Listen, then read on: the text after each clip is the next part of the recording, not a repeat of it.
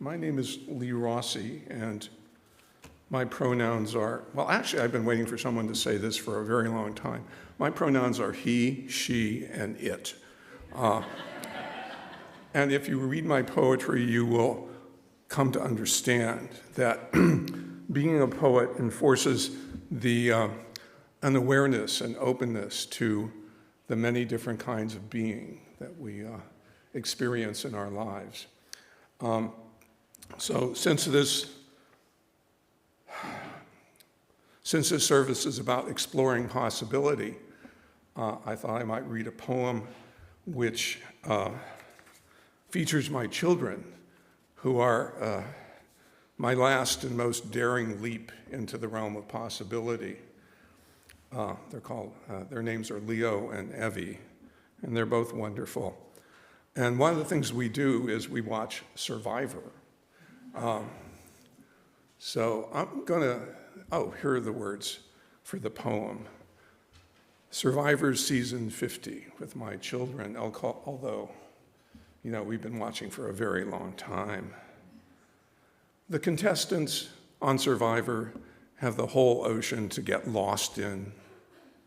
There are sharks beyond the reef and depths of water that contain whole cities of the forgotten. But no, the contestants know, they wander those dormant volcanic peaks, these miscellaneous misfits, hoping to trade 30 days of confinement and misery for $1 million.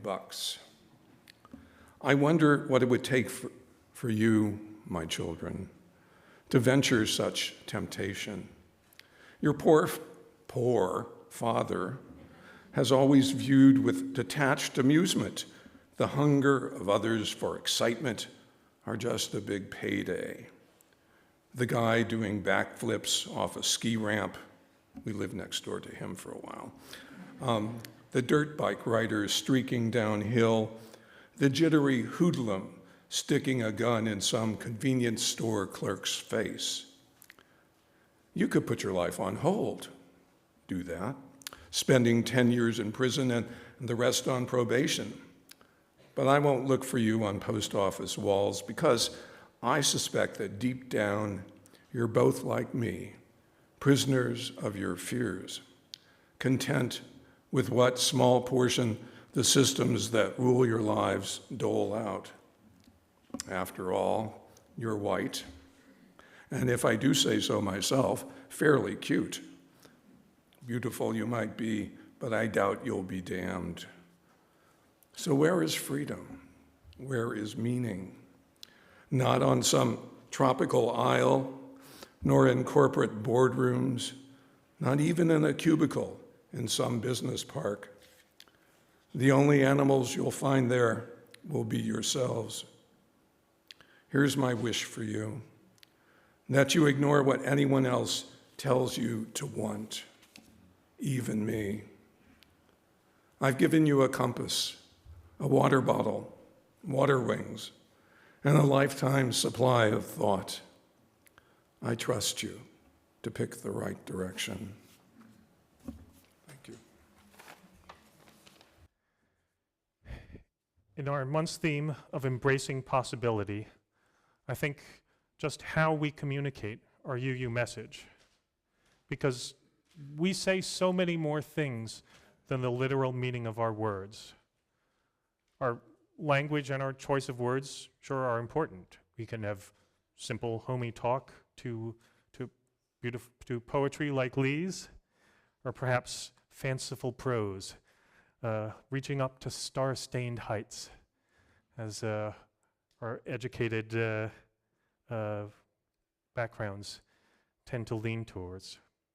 But we also communicate not just in our words, but in how we speak, in our tone, in our posture, our volume, and pacing. Our first service next month will be the music communion, where Dawn will lead us in the spirit of music, as music is our one form in which we communicate. But even without special services, our normal practices here, both for me or for whoever is up here and for everyone, they all say something.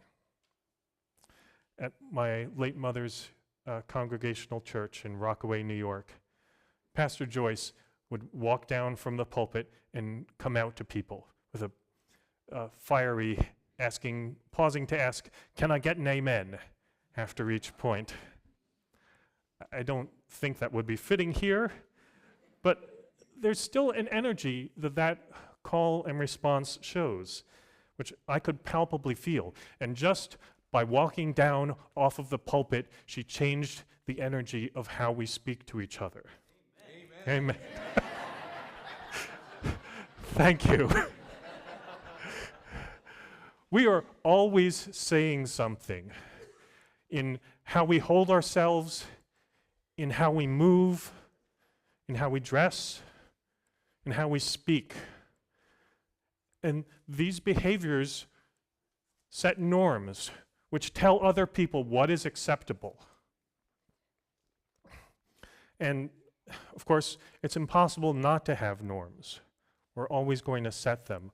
But we can think about what norms we're following and what norms we're setting in how we behave.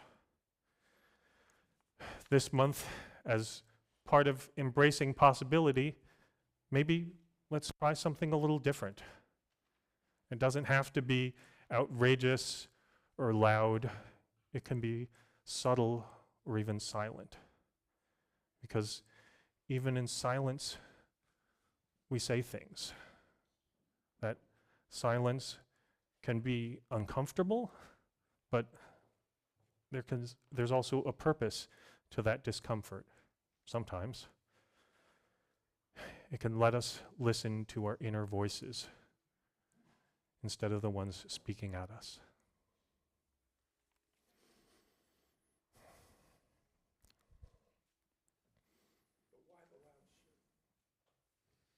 Sometimes being loud is appropriate. Sometimes silence.